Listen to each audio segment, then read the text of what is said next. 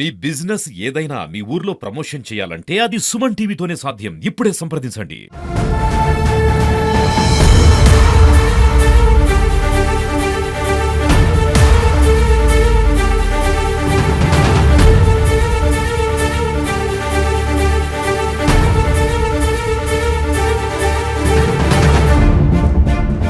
Hi hello నమస్తే welcome to Suman TV.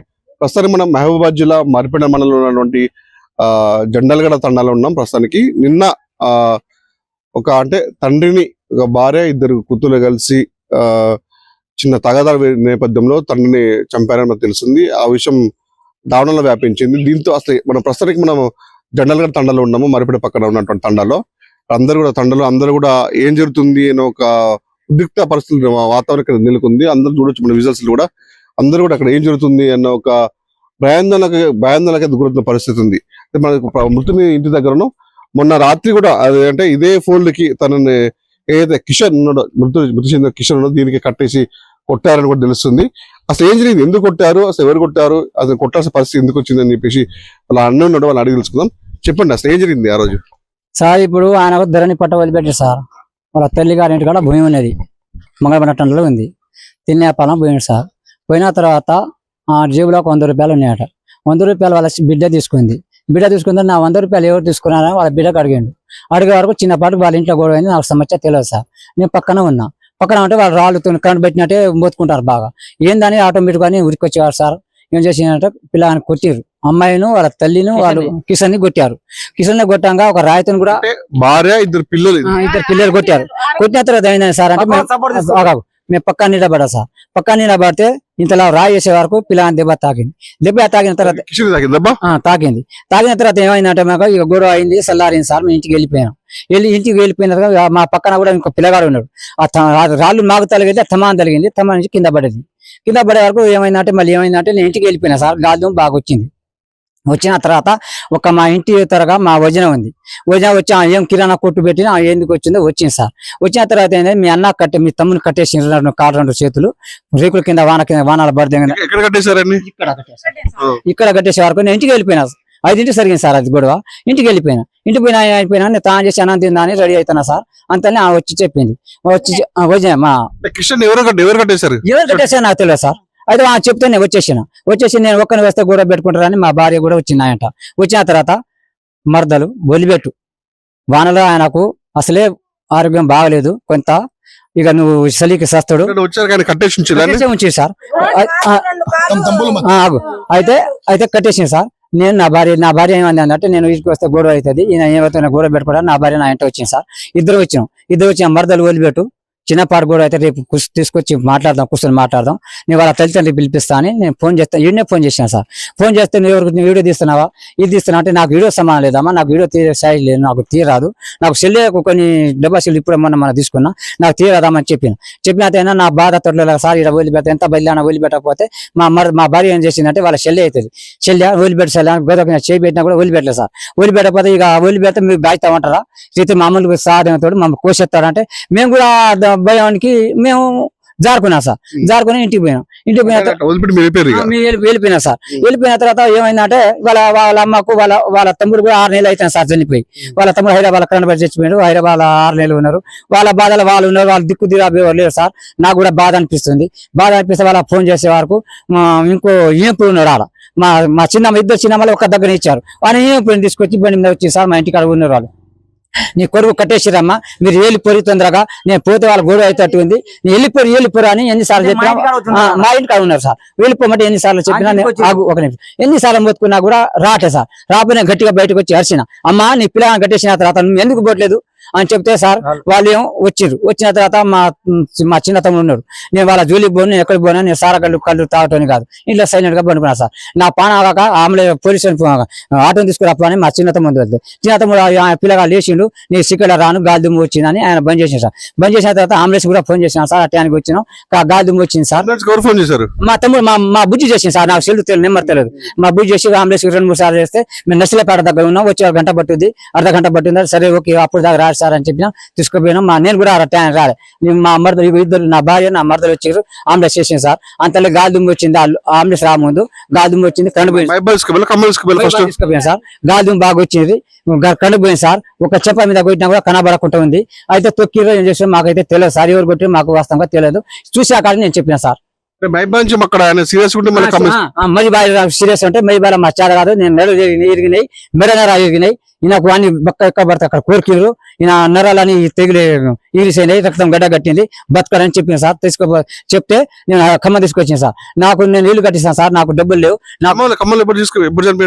ఆయన నిన్న 6 చనిపోయింది సార్ 2 అవుతాయి సార్ 2 వరకు మాకు ఫోన్ చేస్తూనే ఉన్నాం ఇక పానాగా ఫోన్ చేస్తున్నాను ఆరోగ్యం బాగాలేదు బతకతట్టు ఉంది శాస్త్రతట్టు ఉంది అని చెప్తే మా చిన్న మా బిడ్డలు ఏమంటారు అన్న డబ్బులు ఎట్ట కావాలంటే నా కాడ ఎక్కడదమ్మా నేను నా ఇబ్బంది నేనున్నా నాకు ఆ డబ్బులు అని నేను చెప్పేసిన ఇంకో హాస్పిటల్ తీసుకుపోయిన బతాడు అని వాళ్ళ ఆశతో ఇక్కడ తీసుకుపోయిన సార్ పానం వెళ్ళిపోయింది 6 ఫీట్ల 6 ఇంచులు ఉన్నాడు సార్ హైట్ బాగుంటాడు పిల్లలు 5 ఫీట్ల కంటే 4.5 ఫీట్ల కంటే హైట్ ఉన్నారు వాళ్ళు ముగ్గురు కలిసినా కూడా ఈయనని కట్టేయలేరు పక్కన వాళ్ళు పక్క హెల్ప్ తీసుకున్నారు ఎవరు తీసుకున్నారు హెల్ప్ అనేది ఆటోమేటిక్ మీకు తెలిసి ఉంటది కాకపోతే ఆ ప్రియుడు అంట చిన్న బిడ్డ ప్రియుడు అంటే మనకు తెలియదు ఆ ప్రియుడు ఎవరో తెలియదు ఆయన కూడా వచ్చి కొట్టిండంట ఇద్దరు ఒకటి నాకు తెలిసింది నేనైతే నాకు చూడలేదు కానీ తెలిసిన విషయాన్ని చెప్తున్నా బోడా చంద్ అంట దేవంట కొట్టిరంట మరి అమ్మాయి ప్రియుడు ఎవరో నాకు తెలియదు అమ్మాయి ప్రియుడు కూడా వచ్చి ఎంతమంది పిల్లలు ఇద్దరు బిడ్డలు ఏం పేరు వాళ్ళ పేరు ఏం పేరు చిన్న పేరు రమ్య పెద్ద పేరు రమ్య చిన్న పేరు ఏంది అమ్మాయి పల్లవి పల్లవి ప్రియుడు అంట ఆ ప్రియుడు మనకు తెలియదు మన పైన మనకు అవసరం లేదు అయితే ఆ ప్రియుడు సెల్ఫ్ కూడా తీసుకొని ఎందుకు కొట్లాడ వచ్చిందంటే ఇక మనకు తెలియని విషయం అది ప్రియుడితోనే జరిగిందంటే అది అడుగుతున్నా కూడా అంటే కొన్ని విషయాలు మాత్రం వెలుగులోకి వస్తున్నాయి మరి అది వాస్తవ అవాస్తవ అని మాత్రం ఒకటి ఎవరు చెప్పని పరిస్థితి ఎందుకంటే పోలీసులు కూడా ఇప్పటికి వచ్చి విచారిస్తున్నారు ఎందుకంటే విషయం కళ్ళతో చూస్తే చెప్పుకోవాలి కానీ వేరే విషయం చెప్తే బాగుండని చెప్పేసి కొంతమంది ఇక్కడ వాస్తవాలు అవాస్తవాలు చెప్పడం బాగుండని చెప్పేసి ఇక్కడ కొంతమంది రాస్తున్న పరిస్థితి ఉంది అది ముఖ్య విషయం అసలు ఏందని చెప్పేసి మాత్రం మనతో మనకి మనం చెప్పాము ఏం జరుగుతుంది సార్ ఇంట్లో నుంచి అరుచుకుంటూ వచ్చిర్రు వచ్చిన తర్వాత ఎందుకు అరుస్తారని మా కొడుకు పెద్ద కొడుకు ఊరికొచ్చిండు వచ్చేసరికి చిన్న అమ్మాయి కాళ్ళతోటి మొగోళ్ళు ఎట్లా కొడతారు ఎట్లా కొట్టేసరికి ఈయన కాలు పట్టుకున్నాడు వాళ్ళ నాన్న కాలు పట్టేసరికి కట్టేసింది ఎవరమ్మా అసలు కట్టేసిందా వాళ్ళు ముగ్గురే కట్టేసిర్రు సార్ భార్య ఇద్దరు పిల్లలు వాళ్ళే కట్టేసిర్రు బాగా కొట్టి ఇక కట్టేసిర్రు వాళ్ళు అంతలా జాలిబడి ఆయన పక్క సురేష్ ఆయన వచ్చి జాలిబడి మీరు మొగోళ్ళ ఆడోళ్ళ అని చేతులు కాలిపి కొట్టు దగ్గర ఇట్లా కుసబెట్టిర్రు కుసబెట్టేసరికి ఇక బాగా వాళ్ళ అమ్మ వీళ్ళు ఇంతలో ఇల్లు వచ్చిర్రు వాళ్ళు